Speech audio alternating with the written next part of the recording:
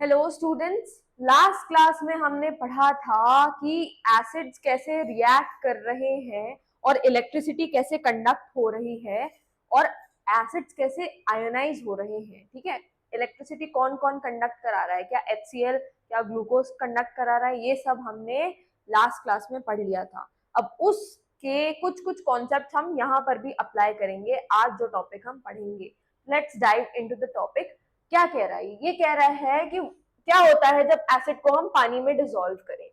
क्या एसिड सिर्फ पानी में आयंस प्रोड्यूस कर सकते हैं? तो we will find it through an activity.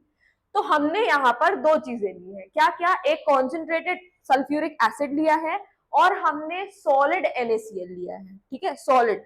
तो ये जो मैं ब्रैकेट में लिख रही हूँ उसको भी तुम इक्वेशन में इंक्लूड करोगे। ठीक है, तो जब मैंने सॉलिड NaCl लिया, NaCl is our common salt, ठीक है, और उसमें जब मैंने कॉन्सेंट्रेटेड H2SO4 डाला, ये हम अगर लैब में करेंगे तो हम क्या करेंगे, हम सॉलिड NaCl के क्रिस्टल्स लेंगे, कॉमन सॉल्ट, ठीक है, उसको हम टेस्ट ट्यूब में डाल देंगे। अब टेस्ट ट्यूब को हम ना क्या बोलते हैं, टोंग्स रहती हैं, ठीक है। What are tongs?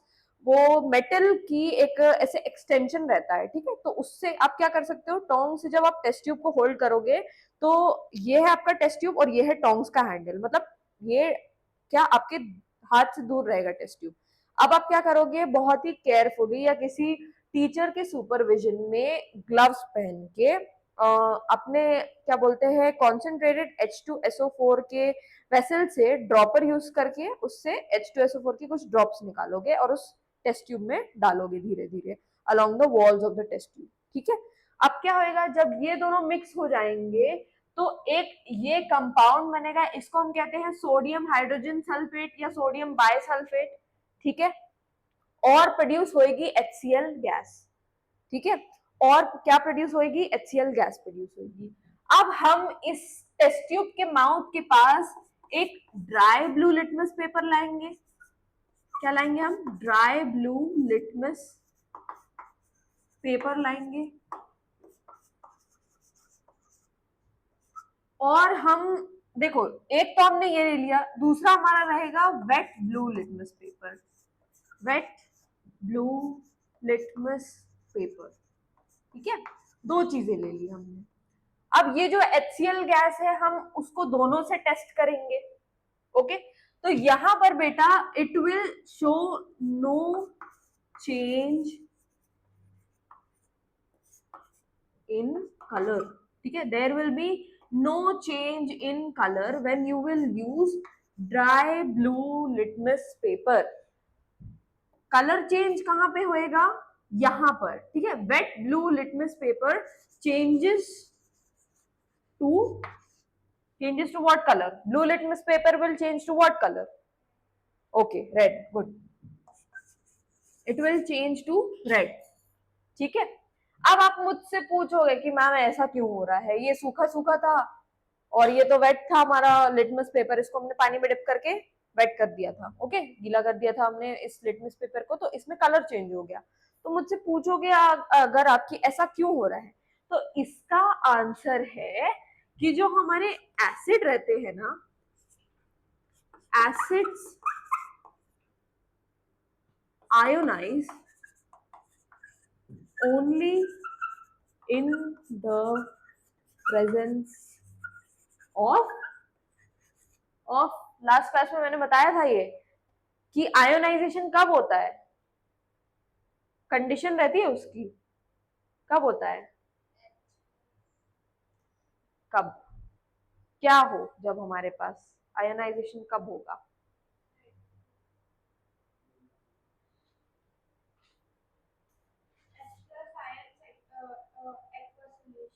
हाँ, एक्वा सोल्यूशन। ठीक है, एक्वा सोल्यूशन मतलब पानी के मॉलिक्यूल्स रहेंगे हमारे पास। तो बेटा एसिड सिर्फ तभी आयोनाइज होंगे जब पानी की प्रेजेंस हो, in presence of water. Okay, in presence of water. तो बेटा यहाँ पर ड्राई ब्लू लिटमस पेपर जो था हमारा, यहाँ पर वाटर की प्रेजेंस बिल्कुल भी नहीं थी। क्यों? क्योंकि ये गैस थी, ये गैस थी और ये था dry blue litmus paper. But यहाँ पर ये लिटमस पेपर कैसा था? वेट था। तो इसका कलर चेंज हो गया। भले ही ये गैस है, लेकिन जब ये गैस इसके अंदर लिटमस पेपर के अंदर जो वाटर मॉलिक्यूल्स थे उससे रिएक्ट करा, तो उसके बाद क्या हो गया, उसका कलर चेंज हो गया, इट चेंज टू रेड। ठीक है, तो हम क्या कह सकते हैं कि acids ionise only in the presence of water. तो बेटा हम यहाँ से एक तरीके से दो केसेस बना सकते हैं। ठीक है, दो केसेस क्या, कि जब हमारे पास HCl रहे एक्वा स्टेट में, ठीक है, जब हमारे पास HCl रहे एक्वा स्टेट में, तो वो ड्राई ब्लू लिटमस को चेंज कर देगा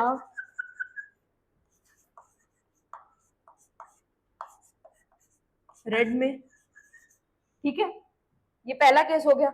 दूसरा केस हम कह सकते हैं कि हमारे पास HCl गैसियस स्टेट में प्रेजेंट है, गैसियस स्टेट में प्रेजेंट है। ओके, तो ये वेट ब्लू लिटमस पेपर को रेड में चेंज कर देगा। Either of the one should be in या शुड पोजेस वाटर मॉलिक्यूल्स। ठीक है, दोनों में किसी एक के पास वाटर मॉलिक्यूल होना चाहिए। यहां पर ये एक्वस है तो यहां पर ये ड्राई है, यहां पर ये गैस जो है वो ड्राई है, तो यहां पर हमारा लिटमस पेपर कैसा है, वेट है। ओके,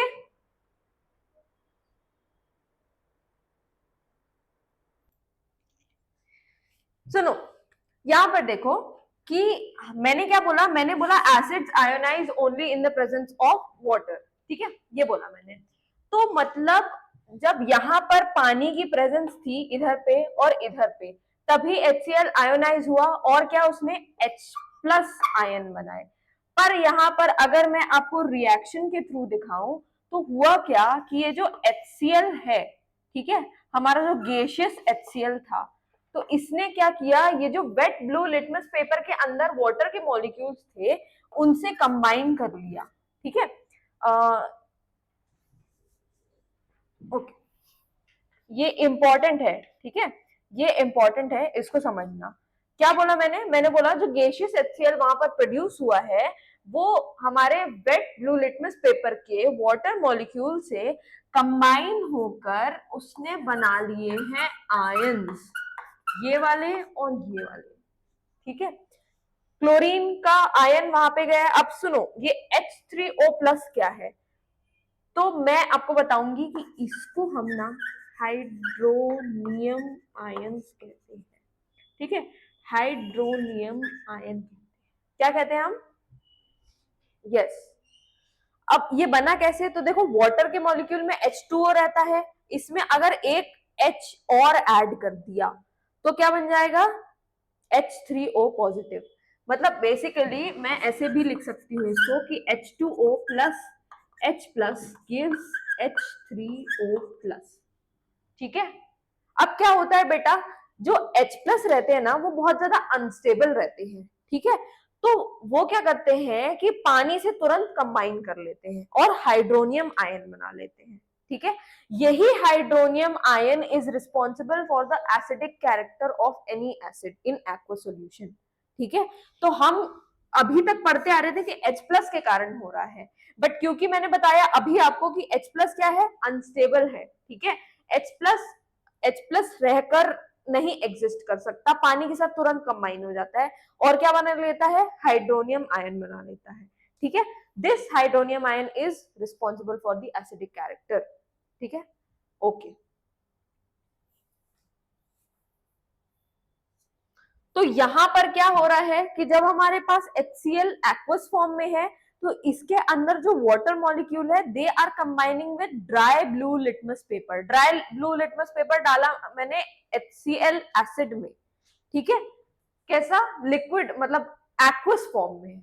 ओके, तो यहां पर क्या हुआ कि ये पानी ऑलरेडी प्रेजेंट है, तो ये HCl dry blue litmus paper से कंबाइन होकर मतलब ये क्या H प्लस और Cl माइनस में टूटेगा। ठीक है, अब वो H प्लस इस एक्वस सॉल्यूशन के वाटर मॉलिक्यूल से कंबाइन होकर क्या बना लेगा, H3O पॉजिटिव बना लेगा, जो कि ड्राई ब्लू लिटमस पेपर को रेड में टर्न कर देगा।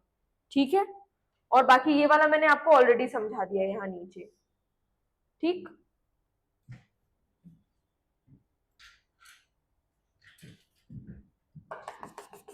अच्छा, अगर मैं बात करूं HCl गैस की और HCl एक्वस सॉल्यूशन की,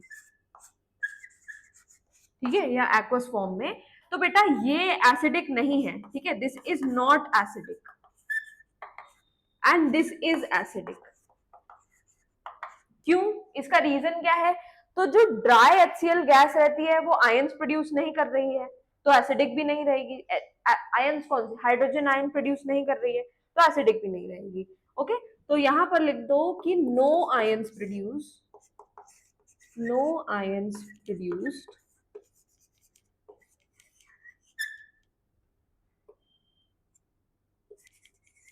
hence it is not acidic।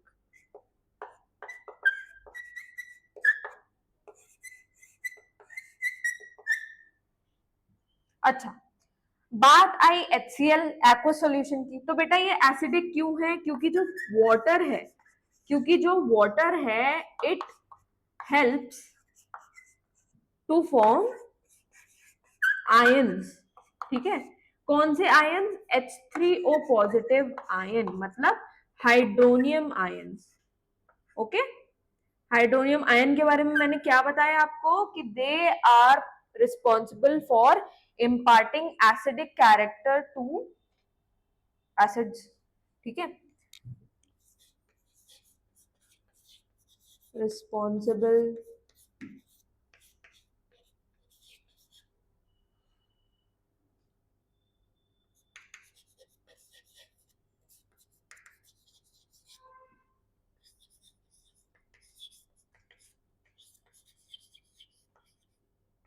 और मैंने हाइड्रोजन के बारे में क्या बताया? मैंने बोला था कि H प्लस जो रहता है, H प्लस का आयन जो है, H प्लस जो है ये क्या है बेटा? ये अनस्टेबल है। ये कैसा रहता है? ये बहुत ही ज्यादा अनस्टेबल रहता है। तो ये H प्लस क्या करता है? इट कंबाइंस विथ वाटर, ठीक है, इट कंबाइंस विथ वाटर,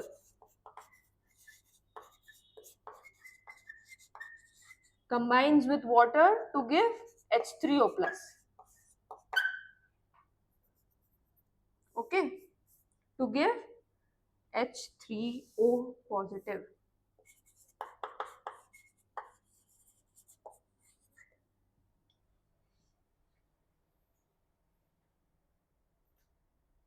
एक मिनट, ये है इम्पार्टिंग, IMPAR।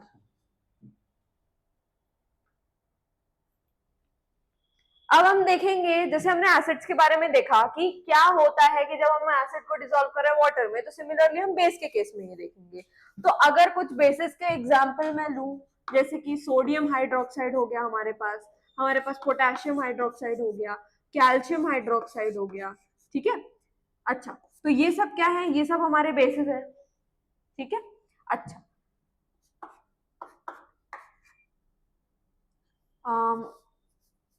ओके, तो बेटा जब ये आयोनाइज होंगे, जब ये आयोनाइज होंगे बेसिस हमारे, तो ये क्या? ये Na प्लस और OH नेगेटिव आयन बनाएंगे, ये K प्लस और OH नेगेटिव आयन बनाएंगे, और यहाँ पे हमारा बनेगा calcium 2 positive and OH negative ion. अब सुनो, यहाँ पर 2 OH नेगेटिव हो जाएगा, बैलेंस करके अगर मैं बताऊं तो, ठीक है, ओके। तो हम क्या देख रहे हैं कि जैसे एसिड हमारे हाइड्रोजन और हाइड्रोनियम आयंस प्रोड्यूस कर रहे थे, ठीक है। हाइड्रोजन आयन हम यूजुअली बता रहे हैं कि ओके, हाइड्रोजन आयन जब हमारा कोई भी एसिड डिसोसिएट हो रहा है, जैसे ये H प्लस है और ये Cl माइनस, सॉरी HCl है हमारा, ठीक है, अगर हमारा HCl है तो वो डिसोसिएट हो जाएगा H प्लस और Cl माइनस में, ठीक है। हम ऐसा बता रहे हैं, बट मैंने क्या बताया था, जब पानी हो साथ में तो ये क्या, H प्लस पानी में डिसॉल्व होकर हाइड्रोनियम आयन बना लेता है, पानी के साथ मिलकर हाइड्रोनियम आयन बना लेता है, ठीक है। बट बेस के केस में ऐसा कुछ भी नहीं है। बेस में ये जो आपको आयन्स दिख रहे हैं, जो मैंने आपको पिछले क्लास में एक्टिविटी में भी बताया था कि हमें कौन से आयन दिख रहे हैं, हमें दिख रहे हैं हाइड्रोक्सिल आयन, ठीक है। इन्हें हम क्या कहते हैं? Hydroxyl ion, OH negative ion, okay. Hydroxyl ions are responsible for basic character.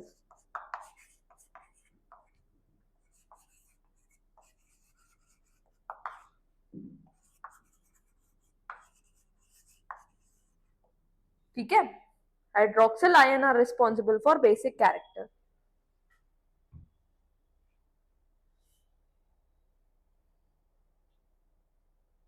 तो अगर कोई भी आपने सब्सटेंस लिया जो ये हाइड्रोक्सिल आयन प्रोड्यूस कर रहे हैं, मतलब वो क्या है, वो बेस है.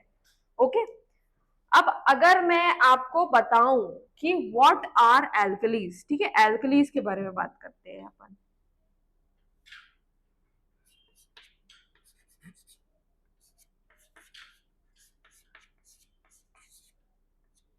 ठीक है, कुछ लोग ऐसे होते हैं जो बेसिस और एल्कली वर्ड को इंटरचेंज करके यूज करते हैं, बट ऐसा नहीं है. ठीक है, ऐसा नहीं है. क्यों नहीं है? तो एल्कलीज क्या होते हैं? Basis that can be, basis that can be या दैट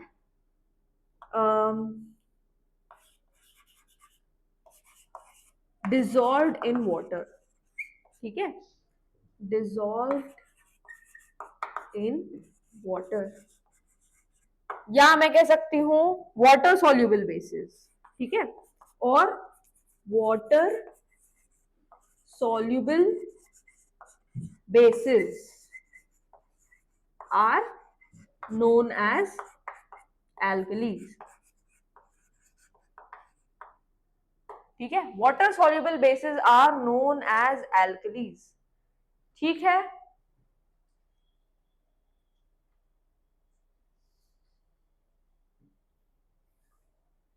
लिख लो.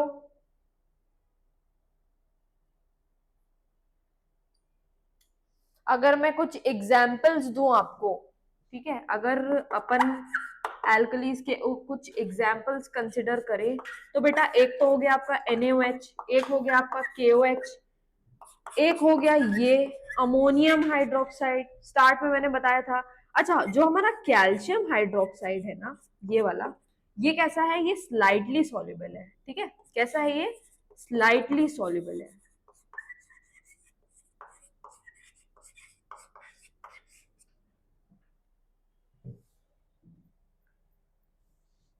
ठीक है, अब क्योंकि हम एल्कली पढ़ रहे हैं, तो I would like to enlighten you about something कि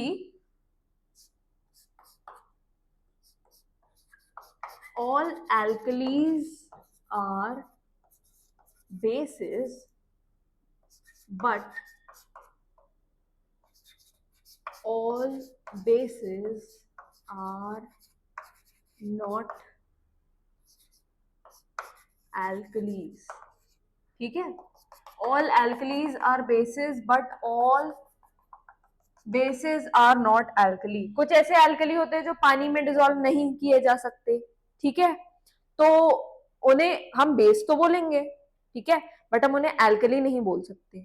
ओके, तो जितने भी एल्कली हैं बेस से ही बने हुए हैं, जितने भी एल्कली हैं हमारे बेस से बने हुए हैं, राइट. बट कुछ ऐसे बेसिस रहते हैं जो पानी में डिसॉल्व नहीं हो सकते, अब उनको हम एल्कली नहीं कह सकते. जैसे कि एक ऐसा एल्कली है, या मैं तुमको लिखवा रही हूँ नॉन एल्कली बेस. ठीक है, नॉन एल्कली बेस मतलब ये एल्कली नहीं बन सकता, ये पानी में सॉल्युबल नहीं है. ओके, तो ये क्या है? ये है मैग्नीशियम हाइड्रोक्साइड. ठीक है, क्या है ये? मैग्नीशियम हाइड्रोक्साइड है ये. ओके,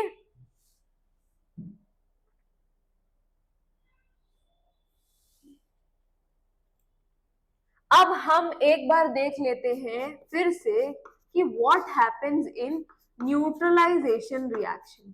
ठीक है, what is actually happening in neutralisation reaction.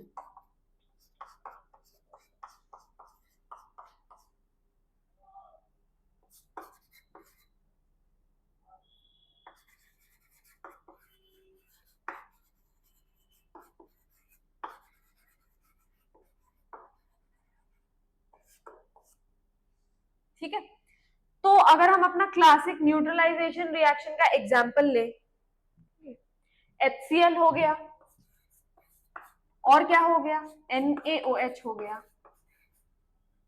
क्या बना रहे हैं ये, NaCl बना रहे हैं और वाटर बना रहे हैं। तो बेटा अगर मैं इस रिएक्शन का ब्रेकडाउन करके तुम्हें बताऊं कि क्या हो रहा है, ठीक है, तो समझो उसको कि यहाँ पे रिएक्शन कैसा हो रहा है, हाइड्रोजन आयन किसके साथ रिएक्ट कर रहे हैं, न्यूट्रल सॉल्ट क्यों बन रहा है हमारा, ठीक है, ये सब हम इसमें समझेंगे।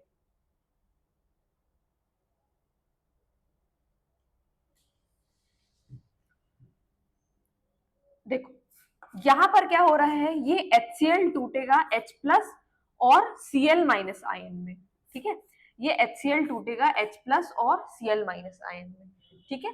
यहां पर ये जो NaOH है, this will break to form Na plus and OH negative ion, ठीक है, इतना पता है, ठीक है, इतना हमने देख लिया। अब देखो होता क्या है कि ये जो क्लोरीन है और सोडियम है, ये आपस में कंबाइन हो जाएंगे, क्या बना देंगे, ये बना देंगे NaCl। अब यहां पर देखो ये क्या था, ये एसिड था हमारा, क्या है ये हमारा, ये है हमारा एसिड, ये क्या है हमारा बेस। हम बोल रहे हैं कि ये रिएक्शन जो है ये न्यूट्रलाइजेशन रिएक्शन है।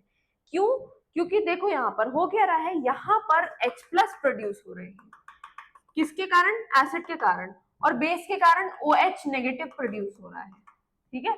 H plus is responsible for acidic character, OH negative is responsible for basic character. लेकिन दोनों H प्लस और OH नेगेटिव मिलकर क्या बना रहे हैं, पानी बना रहे हैं, ठीक है। यहां पर क्या हो रहा है, यहां पर H प्लस और OH नेगेटिव मिलकर पानी बना रहे हैं। तो हम क्या कह सकते हैं, ये जो हमारा एसिड है इसने बेस को न्यूट्रलाइज कर दिया, पानी बना लिया उससे। This is what actually neutralisation means, ठीक है, ठीक है, ये एक्चुअली होता है, ये क्या पानी क्या है, ये न्यूट्रल होता है, ये ना ही एसिडिक होता है और ना ही बेसिक होता है, ठीक है। तो this is what actually neutralisation means.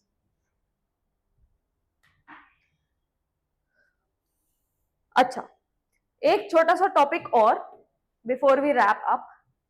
क्या होता है कि जब हमें एसिड को पानी में मिक्स करना रहता है या बेस को पानी में मिक्स करना रहता है, ठीक है तो आप मुझसे पूछोगे मैम ऐसा क्यों नहीं बोल रहे हम कि पानी को हम एसिड में मिक्स करें या पानी को हम बेस में मिक्स करें, ठीक है।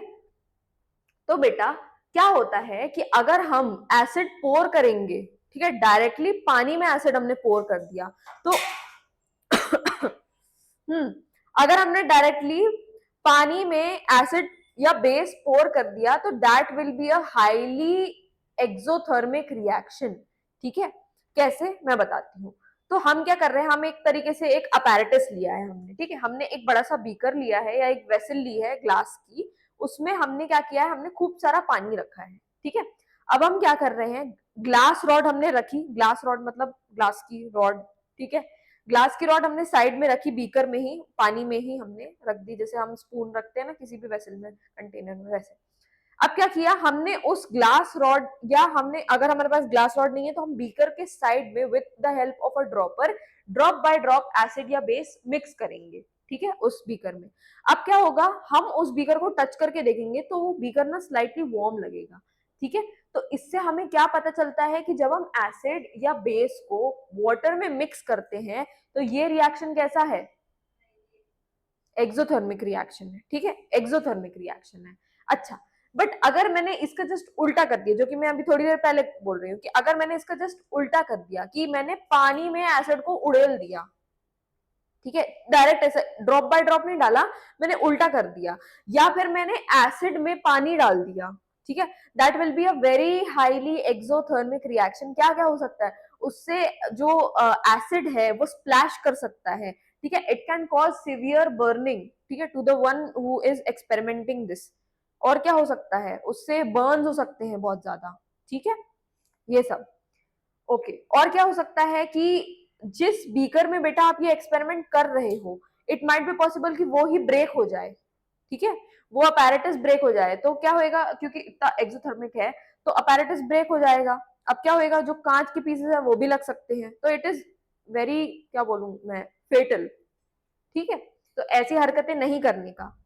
आप क्या कर सकते हैं, मैंने जो आपको मेथड बताया वैसे आप एसिड या बेस को पानी में ड्रॉप बाय ड्रॉप मिक्स करोगे। ठीक है, क्या करोगे, अगर टेस्ट ट्यूब में रिएक्शन कर रहे हो, ठीक है, अगर रिएक्शन टेस्ट ट्यूब में कर रहे हो, 11th 12th में तुम अगर मैथ साइंस लोगे तो तुम केमिस्ट्री में ये सब रिएक्शन करोगे खुद, है ना। तो तुमने समझ लो टेस्ट ट्यूब में पानी लेकर रखा है, अब तुम्हें उसमें एसिड मिक्स करना है, तो क्या करोगे, ड्रॉपर उठाओगे विद द हेल्प ऑफ क्या बोलते हैं, टोंग्स, अब उससे टेस्ट ट्यूब पकड़ोगे।